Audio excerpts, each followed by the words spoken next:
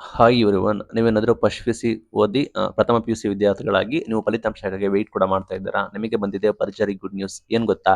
ಸಂಪೂರ್ಣ ಮಾಹಿತಿನ ತಿಳಿಸ್ಕೊಡ್ತೀನಿ. ಆ ಚಾನಲ್ಗೆ ಸಬ್ಸ್ಕ್ರೈಬ್ ಆಗಿ ಸಪೋರ್ಟ್ ಮಾಡಿ. ಇಲ್ಲಿ ನಿಮಗೆ ಪಾಸಿಂಗ್ ಮಾರ್ಕ್ಸ್ನ ಬದಲಾವಣೆ ಕೂಡ ಮಾಡಿದ್ದಾರೆ. ಭರ್ಜರಿ ಗುಡ್ ನ್ಯೂಸ್. ನೀವು ಸುಲಭವಾಗಿ ಈಸಿಯಾಗಿ ಪಾಸ್ ಆಗ್ಬೋದು. ಯಾಕೆ ಅಂದರೆ ದ್ವಿತೀಯ ಪಿ ಯು ಸಿ ನಿಮಗೆ ಗೊತ್ತಿರೋ ಹಾಗೆ ಸೆಕೆಂಡ್ ಪಿ ಯು ಸಿದು ಏನು ಮಾಡಿದ್ದಾರೆ ಅಂದರೆ ಪಾಸಿಂಗ್ ಮಾರ್ಕ್ಸ್ನ ರೆಡ್ಯೂಸ್ ಕೂಡ ಮಾಡಿದ್ದಾರೆ. ಅಂದರೆ 100ಕ್ಕೆ ಈ ಹಿಂದೆ 100ಕ್ಕೆ 35 ಇದ್ದಿದ್ದು ಈಗ 100ಕ್ಕೆ 33 ಕೂಡ ಮಾಡಿದ್ದಾರೆ. ಅಂದರೆ ನಿಮಗೆ 100ಕ್ಕೆ 33% ಅಂಕ 33 ಬಂದರೂ ಕೂಡ ನಿಮ್ಮನ್ನ ಪಾಸ್ ಅಂತ ಹೇಳಿ ಅಧಿಕೃತವಾಗಿ ಘೋಷಣೆ ಕೂಡ ಮಾಡಿದ್ದಾರೆ.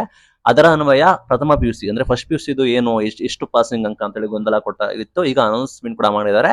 ಪ್ರಥಮ ಪಿ ಯು ಸಿಗೂ ಕೂಡ ಗುಡ್ ನ್ಯೂಸ್. ಏನಂದ್ರೆ ಇದೇ ನಿಯಮ ಕೂಡ ನಿಮಗೂ ಅಪ್ಲಿಕೇಬಲ್ ಆಗುತ್ತೆ. ನಿಮಗೂ ಕೂಡ 100ಕ್ಕೆ 33 ತೆಗೆದ್ರೆ ನಿಮಗೆ ಪಾಸ್ ಅಂತ ಹೇಳಿ ಅನೌನ್ಸ್ಮೆಂಟ್ ಕೂಡ ಮಾಡಿದ್ದಾರೆ. ನೀವು 100ಕ್ಕೆ 33% ಅಂಕಗಳನ್ನು ನೀವು ತೆಗೆದುಕೊಂಡ್ರೆ ನಿಮಗೆ ಪಾಸ್ ಆಗಿದ್ದೀವಿ ಅಂತ ಘೋಷಣೆ ಕೂಡ ಮಾಡಿದ್ದಾರೆ. ಎರಡಕ್ಕೂ ಕೂಡ ಇದು ಅಪ್ಲಿಕೇಬಲ್ ಕೂಡ ಆಗುತ್ತೆ ಅಂತ ಹೇಳಿ ಹೊಸದಾಗಿ ನಿಯಮ ಕೂಡ ಹೊರಡಿಸಿದ್ದಾರೆ.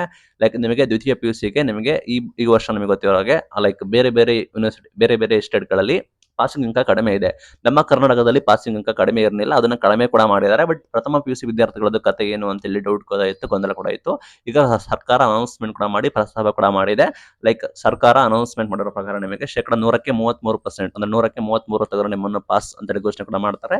ಈ ಹಿಂದೆ ಇದ್ದಿದ್ದು ಪಾಸಿಂಗ್ ಅಂಕ ಈಗ ಕೂಡ ಕಡಿಮೆ ಆಗುತ್ತೆ. ಇನ್ನು ಕೂಡ ಲೈಕ್ ನಿಮ್ಮನ್ನ ಉತ್ತೀರ್ಣರು ಅಂತ ಹೇಳಿ ಘೋಷಣೆ ಕೂಡ ಮಾಡ್ತಾರೆ. ನೀವು ಸುಲಭವಾಗಿ ಉತ್ತೀರ್ಣರಾಗಬಹುದು, ಪಾಸ್ ಕೂಡ ಆಗ್ಬೋದು.